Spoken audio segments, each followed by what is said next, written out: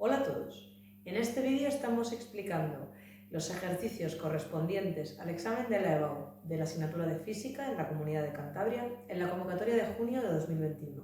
En concreto, estamos con los ejercicios correspondientes al bloque 4 del examen, de electricidad y electromagnetismo. En este examen, el primero de los ejercicios correspondientes al bloque 4 era el problema número 7, cuyo enunciado decía: dos cargas eléctricas puntuales de valor de 5. En este examen, el ejercicio correspondiente, el primero de los correspondientes al bloque 4, era el número 7, que decía: dos cargas eléctricas puntuales de valor de 5 microcoulombios y menos 3 microcoulombios están situadas en el plano X, ¿sí? En los puntos 2, 0, aquí tenemos una carga de 5 microcoulombios y en el punto menos 4, 0. Aquí tenemos otra carga que la vamos a llamar carga 2, a esta carga 1 y a esta carga 2, y esta es de menos 3 microcoulombios, ¿vale? Todas las distancias se dan en metros, o sea que el sistema de coordenadas se da en metros. Nos piden, por un punto, calcular y representar gráficamente el vector campo eléctrico en el punto 0,2. Así que en el punto 0,2 quieren que obtengamos el vector campo eléctrico.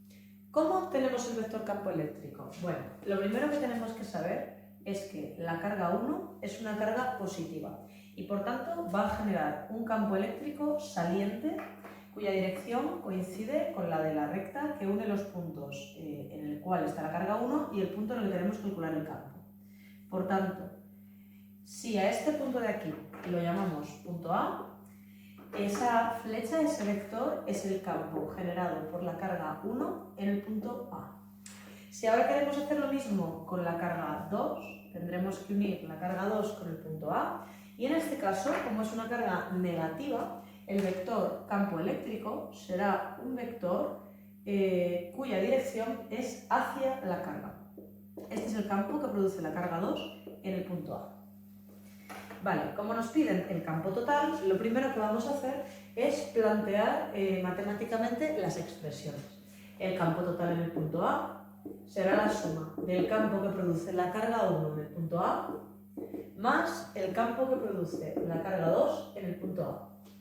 Entonces, cada uno de esos campos eléctricos puede obtenerse como la constante K por Q1 entre la distancia entre 1 y A al cuadrado por un vector unitario en la dirección que va desde el punto 1 hasta el punto A, más la carga 1 por Q2, un vector, la distancia entre 2 y A al cuadrado y un vector unitario que va en la dirección que une los puntos 2 y A.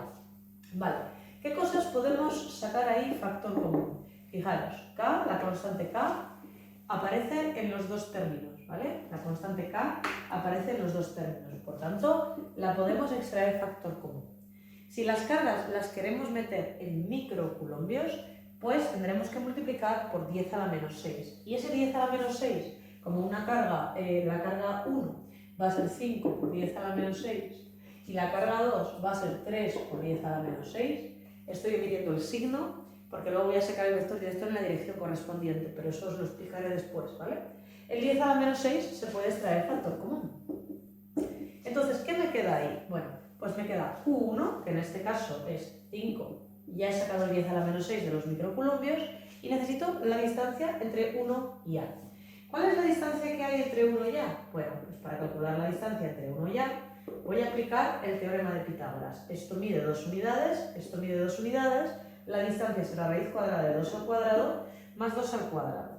Vale, bueno, si hacemos esto, podemos dejar raíz de 8. Así que esta distancia será raíz de 8 al cuadrado. Ahora necesitamos un vector unitario en la dirección de 1A. Vale, podemos entender que este ángulo de aquí es de 45 grados. ¿Por qué? Pues porque hay la misma medida en el cateto opuesto y en el cateto contiguo. Eso es un triángulo de 45 grados, ¿vale? Entonces, si yo quiero sacar un vector unitario de 1 a A, yo ya lo voy a sacar con la dirección correspondiente a campo saliente de la carga. Entonces, ¿esto qué quiere decir? Que en la componente horizontal tendríamos el coseno de 45 grados, que como sabéis va a ser negativo porque va hacia la izquierda, menos raíz de 2 partido de 2 por i. Raíz de 2 partido de 2 es el coseno de 45 grados.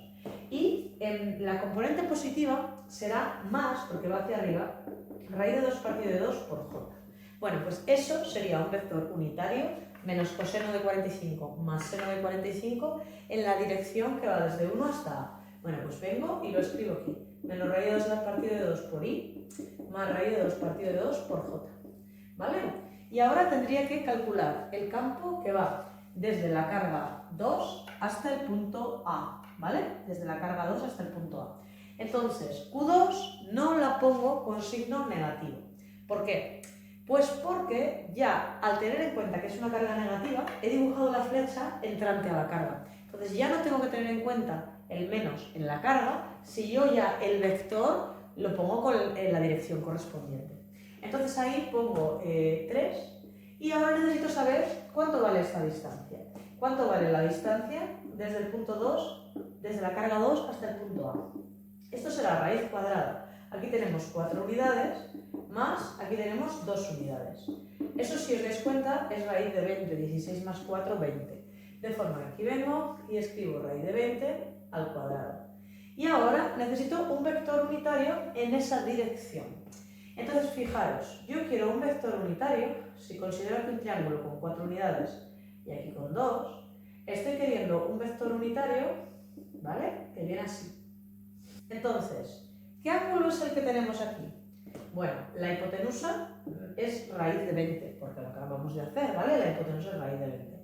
Entonces, si yo cojo este ángulo alfa, realmente podría sacarlo, pero no lo necesito.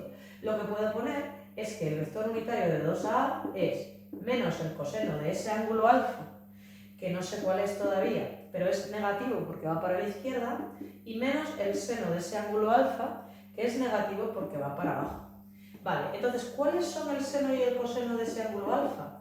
Bueno, pues el coseno será el cateto contiguo, que es 4, entre la hipotenusa, que es raíz de 20. Y el seno será el cateto opuesto, que es 2, entre la hipotenusa, que es raíz de 20. De forma que aquí tengo un vector unitario, ¿vale? Obviamente podría racionalizar y demás. Si extraigo factores, raíz de 20 es 2 raíz de 5. Entonces nos quedaría menos 2 partido de raíz de 5 por i, ¿vale? Y aquí no me quedaría menos 1, quitaría el 2, ¿vale? Partido de raíz de 5 por j. Bueno, pues ahora vengo y pongo ese vector director. Menos 2 partido de raíz de 5 por i, ¿vale? Y menos 1 partido de raíz de 5 por j. Muy bien. Bueno, pues hasta aquí tendríamos la expresión del campo eléctrico en el punto A. Ya solo nos quedaría introducir que la K es 9 por 10 a la 9, como se os da.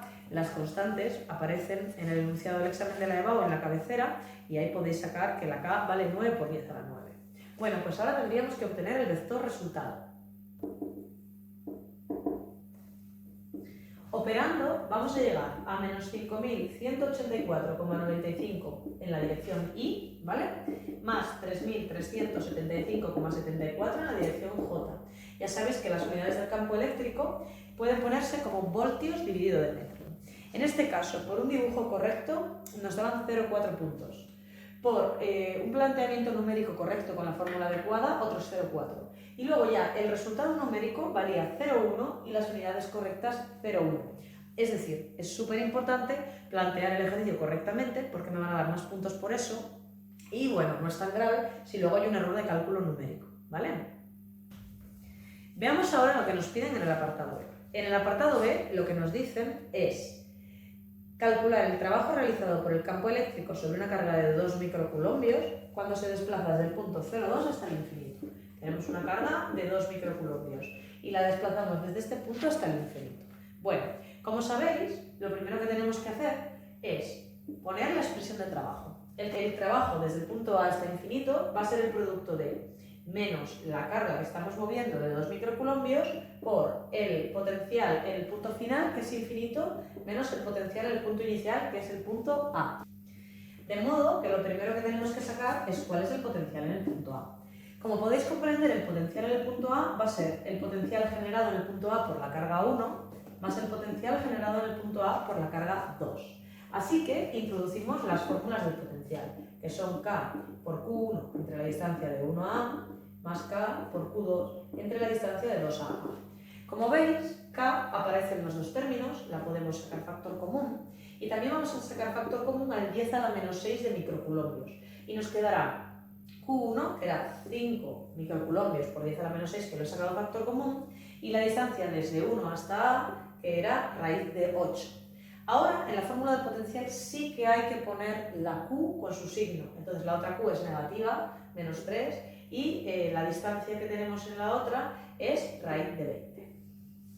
Si ahí introducimos el valor de la K, 9 por 10 a la 9, obtendremos así el valor del potencial en el punto A. El potencial en el punto A tiene un valor de 9.872,52 julios partido de Coulomb.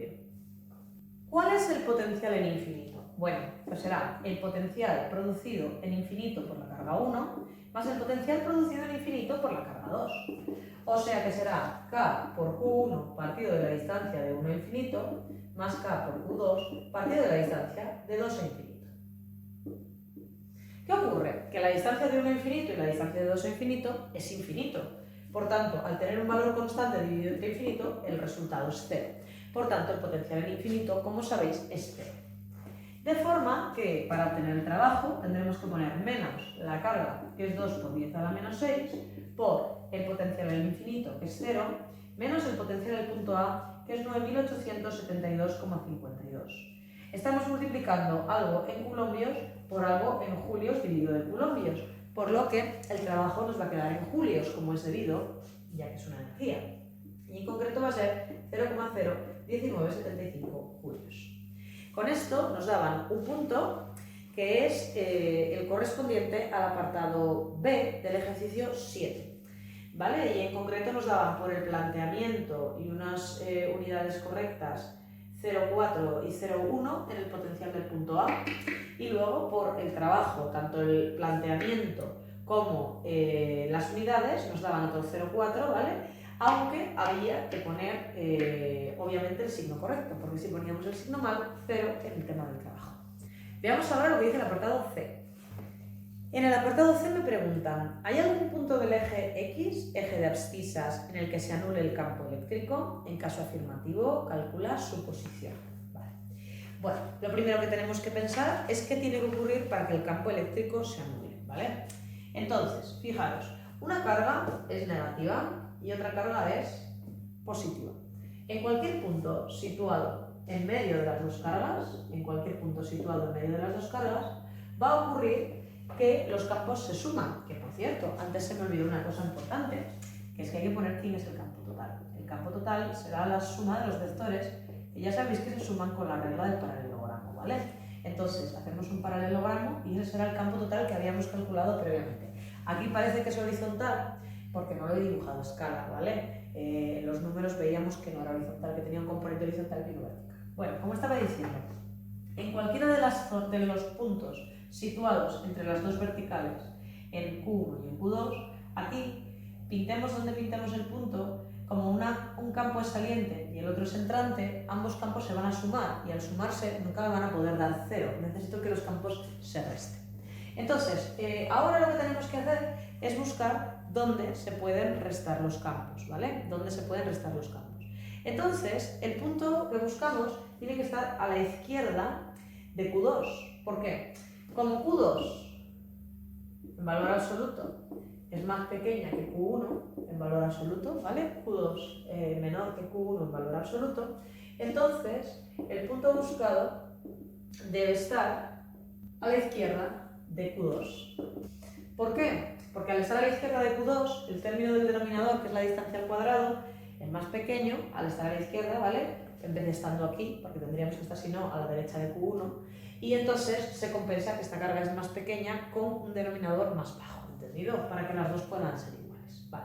Entonces, como estábamos diciendo, lo que querríamos hacer es que en el punto que buscamos, el campo tiene que ser el campo producido en ese punto por la carga 1 más el campo producido en ese punto por la carga 2, ¿vale? Y eso tendría que dar 0, ¿vale? Entonces, ¿cómo hacemos que dé 0? Bueno, tenemos el valor K, que es la constante, ¿vale? Y tenemos la carga 1 por la distancia de 1 a P al cuadrado y un vector unitario desde 1 a P, más la carga 2 por la distancia entre 2 a P al cuadrado y un vector unitario en la dirección de 2 a P. Y esto tiene que ser 0. ¿Cómo puede ser esto cero? Bueno, pues para que esto sea cero, tiene que ocurrir que estas dos cosas den iguales, ¿entendido? Estas dos cosas tienen que dar iguales. Para que esto pueda ocurrir, lo que tiene que ocurrir es que el punto que buscamos, que tiene que estar sobre el eje horizontal, el punto que buscamos tiene que estar más cerca de Q1 y entonces tiene que estar sobre el eje horizontal. ¿Ahí qué va a ocurrir en ese punto? Que casi no lo puedo dibujar porque no me cabe. Va a ocurrir que la carga negativa, que es la carga Q2, va a producir un campo hacia la derecha.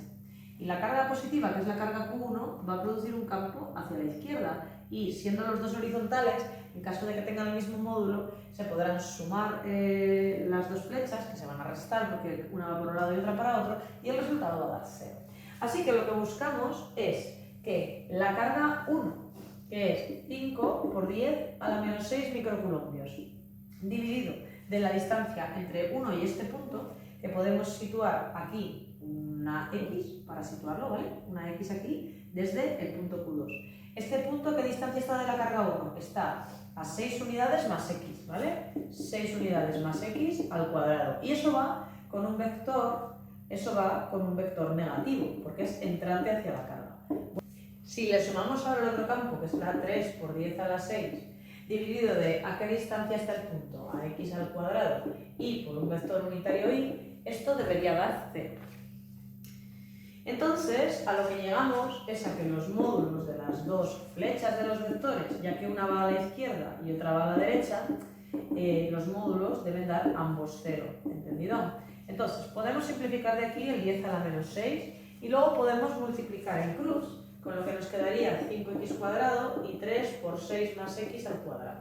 Vale, desarrollando nos quedaría 5x cuadrado más 3, 5x cuadrado es igual a 3, 36 más 12x más x cuadrado, y ahora tendríamos que multiplicar los términos, que dan, agrupando todos los términos en un lado, 5 menos 3 da 2x cuadrado, luego menos 36x y menos 108, lo igualamos a 0 y sacaremos el resultado. Entonces va a haber dos resultados, uno no tiene sentido porque nos da una x negativa y por definición, tal y como hemos definido la x, no puede ser negativa, y el otro es 20,62, ¿vale? 20,62 metros. De forma que el punto que buscamos, si ahora queremos su x, este es el punto, ¿vale? Yo había puesto aquí una x auxiliar, que era la distancia entre el punto buscado y la carga Q2, pero la coordenada x del punto real va a tener que partir desde menos 4 y le vamos a tener que restar la x que hemos calculado. Entonces será menos 4 menos 20,62. Nos quedaría una x de menos 24,62 metros. Y la y es 0, lo cual quiere decir que el punto buscado está a menos 24,62, 0. Esas son sus coordenadas. Con esto quedaría resuelto el ejercicio número 7 del examen. Este último apartado, que la verdad que era muy difícil, de hecho yo corregí el examen y no corregí ningún alumno o alumna que lo hubiera hecho bien, ¿vale? Porque era difícil para este tipo de examen, ¿vale? Me parece a mí. Valía 0,5 puntos, pero los otros 2 puntos pues eran bastante normales de conseguir sabiendo un poco cómo son los ejercicios de distribución de carga eléctrica. Veamos ahora cuál era el ejercicio 8, en este caso es el ejercicio de electromagnetismo. Y he de deciros que en este examen era mucho más fácil el ejercicio de electromagnetismo que el de distribución de cargas. Fijaros lo que decía el ejercicio de electromagnetismo, el ejercicio 8. Decía, un campo magnético espacialmente uniforme y variable con el tiempo sigue la expresión B de t es igual a 0,1 por coseno de 2t teslas, ¿vale? Atraviesa perpendicularmente una espira circular de 6 centímetros de radio. Así que tenemos una espira con radio 6 centímetros y aquí tenemos el campo magnético variable en el tiempo que lo atraviesa perpendicularmente, ¿vale? Entonces nos dicen, halla la expresión para el flujo magnético que atraviesa la espira en función del tiempo. Ese es el apartado A y vale un punto. Bueno, pues ya sabéis que el flujo magnético se define como la inducción por la superficie de la espira, en este caso atravesada, y por el coseno del ángulo que forman el vector B y el vector S. Si os acordáis, cuando tenemos una superficie, el vector superficie es perpendicular a la superficie y su módulo es el valor de la superficie. Y el vector B, en este caso, que es el vector de la inducción magnética, Si yo hago la resultante de todos esos vectores, esa resultante va a ser un vector cuya suma es todos los vectores que pasan a través de esa espira, ¿vale? Y que en este caso también lleva la misma dirección que el vector superficie. Por tanto, el ángulo alfa en este ejercicio es 0, ¿entendido? Así que tenemos 0,1 por el coseno de 2t, que es la inducción magnética. La superficie será pi por el radio, que es 6 centímetros, pero eso hay que pasarlo a metros, ¿vale? Y elevado al cuadrado. Y por el coseno de 0 grados, que es el ángulo que forman el vector superficie y el vector inducción magnética. Si esto lo operamos, nos quedará un flujo magnético variable de 3,6 por 10 a la menos 4 pi y por el coseno de 2t. En Webers, no olvidéis que en el examen de física cuenta lo mismo el resultado numérico que las unidades, no os olvidéis las unidades. Y así de fácil nos daban un punto en el apartado A. Veamos ahora lo que nos piden en el apartado B. Dice, hallar la expresión de la fuerza electromotriz inducida sobre la espira en función del tiempo. Bueno, pues cuando tenemos el flujo magnético como una expresión variable en el tiempo, que depende de t, la fuerza electromotriz se define como la derivada del flujo magnético con respecto del tiempo. O sea que sencillamente tenemos que derivar esta expresión con un menos delante, ¿vale? Entonces, tendremos que poner menos 3,6 por 10 a la menos 4 pi. La derivada del coseno es el menos seno por la derivada de lo de dentro, o sea, menos 2 por el seno de 2t. Entonces, menos por menos da más, y tendremos que multiplicar 2 por 3,6, 7,2, por 10 a la menos 4 por pi, y por el seno de 2t, y esa sería la expresión de la fuerza electromotriz en voltios. Bueno, pues por ese cálculo tan sencillito nos daban también un punto. Veamos ahora el apartado C. Dice, ¿es la fuerza electromotriz inducida una función periódica? En caso afirmativo, haya su periodo. Bueno, obviamente es una función periódica. ¿Por qué? Pues porque depende del seno de 2 por t. Depende del seno de una función. Y al ser una función sinusoidal, como sabemos, es una función periódica, ¿vale? Entonces, sí es periódica porque depende del seno de 2 por t. ¿Cuál es el periodo de la función seno? 2pi. Si os acordáis de trigonometría, el periodo de la función seno es 2pi. Entonces, cogemos el argumento de la función seno, que es 2 veces el tiempo, y lo igualamos a 2pi. Eliminamos el 2 de ambos sitios y nos queda que el periodo será pi segundos, ¿vale? Pi segundos. Esa es una forma de calcular cuál es el periodo, si desde el punto de vista matemático pensamos en cuál es el periodo de la función seno. Pero hay otra forma de hacerlo. En la fuerza electromotriz nosotros sabemos que lo que multiplica el tiempo es la frecuencia angular. Entonces, otra forma de hacerlo es saber que el periodo es 2pi entre la frecuencia angular. De forma que, alternativamente, lo que yo acabo de hacer, si ahora dividimos 2pi entre la frecuencia angular, que es de 2 radianes por segundo, pues nos queda de nuevo pi segundos en el periodo. Bueno, pues en este examen, el ejercicio 8 de electromagnetismo, si no sabemos las fórmulas, era mucho más sencillo y más corto que el ejercicio 7 de distribución de cargas eléctricas. De esta forma ha quedado explicado el bloque número 4 de electricidad y electromagnetismo del examen de la EBAU de la Comunidad de Cantabria en la convocatoria de junio 2021. Nos vemos en el siguiente vídeo.